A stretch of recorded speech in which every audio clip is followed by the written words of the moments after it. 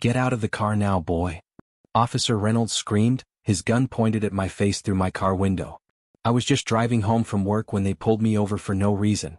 What these racist cops didn't know. I wasn't just another black man they could harass. I was Judge Thomas Warren, the chief federal judge of the Eastern District. 10 minutes after they slammed me against my car, put handcuffs on me and called me every racist name in the book, I made one phone call. By morning, their corrupt police department would start crumbling like a house of cards. I've been a federal judge for 20 years.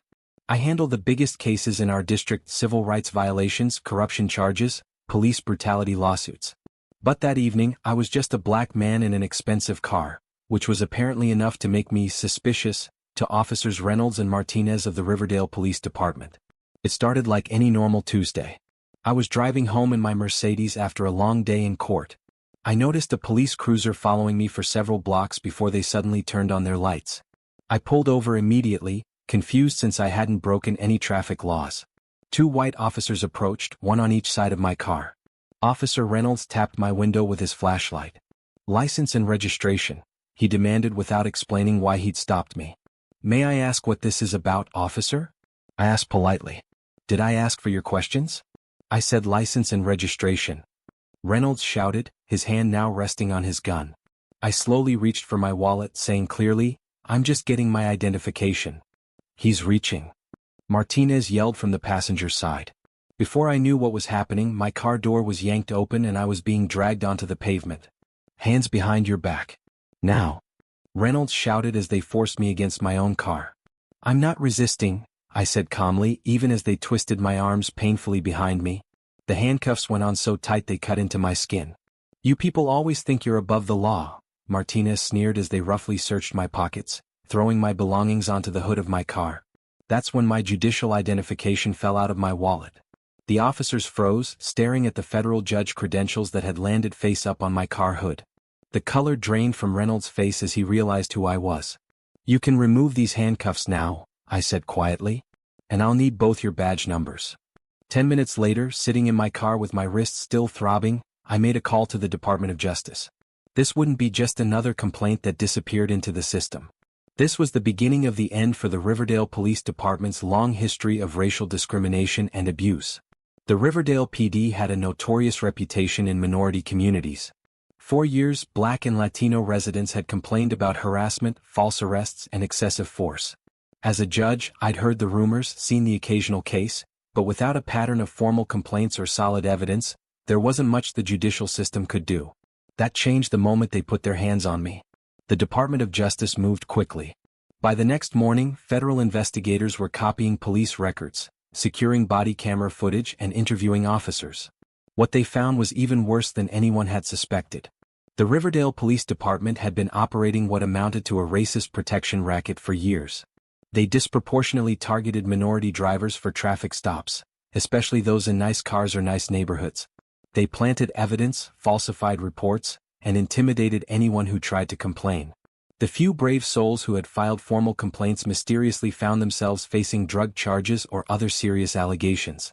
The chief of police, Bill Hargrove, had created a culture where this behavior was not just tolerated but rewarded. Officers who brought in the most arrests and fines from certain neighborhoods received better assignments and overtime opportunities. Those who questioned these practices were sidelined or forced out. 3 days after my traffic stop, I sat in my chambers reviewing the preliminary findings from the DOJ investigation. The evidence was damning. Text messages between officers joking about hunting season when targeting minority neighborhoods. Financial records showing officers receiving bonuses based on arrest quotas in specific areas. Training materials that specifically instructed officers on how to create pretexts for searches of suspicious individuals. Officer Reynolds and Martinez had been put on administrative leave pending investigation, but they were just symptoms of a much larger disease. The entire department was corrupt from top to bottom. I recused myself from any official involvement in the case, of course, but I made sure the right people were handling it. My colleague Judge Ramirez would oversee any federal cases that emerged, and she was known for her thoroughness and commitment to justice. 1 week after my traffic stop, the first arrests were made. Chief Hargrove and 3 senior officers were taken into custody on federal corruption charges. The evidence against them was overwhelming. They had been skimming money from the department budget, taking bribes from local businesses for extra protection, and covering up misconduct by officers who played along with their scheme. The local newspaper ran the story on the front page. Federal investigation reveals years of corruption in Riverdale PD. The article mentioned my traffic stop as the catalyst but focused on the shocking extent of the department's misconduct. Citizens began coming forward with their own stories, emboldened by the knowledge that someone was finally listening.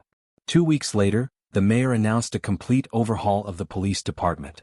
An interim chief was appointed from outside the department, and every officer would be reviewed for past conduct. Body cameras would now be mandatory and always activated. A civilian oversight board would be established to review complaints. Officer Reynolds and Martinez were among the first to be fired, along with 15 other officers directly implicated in the worst abuses. Criminal charges were filed against 8 officers for various offenses ranging from evidence tampering to civil rights violations.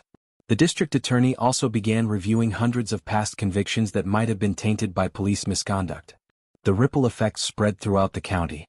Other police departments began implementing reforms proactively, afraid of facing similar scrutiny. The county sheriff announced new training programs focused on bias awareness and de-escalation techniques. Politicians who had previously ignored complaints about police conduct suddenly became advocates for reform. 3 months after that fateful traffic stop, I sat in my backyard with my wife, reflecting on how much had changed. "You know they're calling it the Warren effect now," she said, showing me an article on her tablet. Police departments across the state are changing policies because they're afraid of ending up like Riverdale. I shook my head. It shouldn't have taken a federal judge being mistreated for people to care about police misconduct. Think of all the people who suffered through the same thing, or worse, and were ignored. "But they're not being ignored anymore," she replied. "Sometimes it takes the right person at the right moment to break through the wall of indifference." She was right, of course. Change often comes from unexpected catalysts. In this case, 2 racist officers had unknowingly triggered the downfall of an entire corrupt system when they decided to harass the wrong person. 6 months later, I attended the swearing-in ceremony for the new Riverdale police chief, a respected black woman named Denise Williams who had previously worked for the FBI Civil Rights Division. The department she inherited barely resembled the one from half a year ago. New officers, new policies, new culture. Chief Williams approached me after the ceremony. "I want to thank you, Judge Warren. Not just for what you set in motion but for how you did it.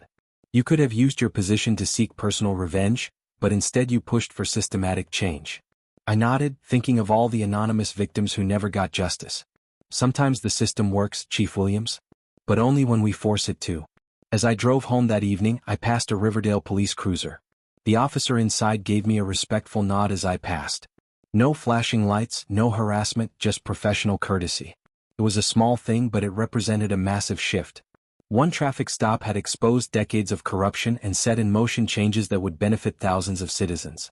Officer Reynolds and Martinez never thought their actions that Tuesday evening would lead to the collapse of their department's corrupt empire. They saw only my skin color, not my position or my power. Their blind racism had been their undoing. But I knew the fight was far from over. Systemic racism and police corruption wouldn't disappear overnight, not even after such a dramatic exposure. There would be resistance, backsliding, attempts to return to old practices. Lasting change would require constant vigilance and pressure. The next day in court, I looked out at the faces watching from the gallery. More diverse than ever before, including people from communities that had previously avoided the courthouse out of fear or distrust. They were there because they'd begun to believe that maybe, just maybe, the system could work for them too. That was the real victory, not the arrests or the reforms or the policy changes, but the restored faith in justice. Officer Reynolds and Martinez had unknowingly sparked something they could never have imagined when they decided to harass a black man in an expensive car. 10 minutes after they put handcuffs on the wrong man, their corrupt empire had begun to crumble. And from its ruins, something better had the chance to grow.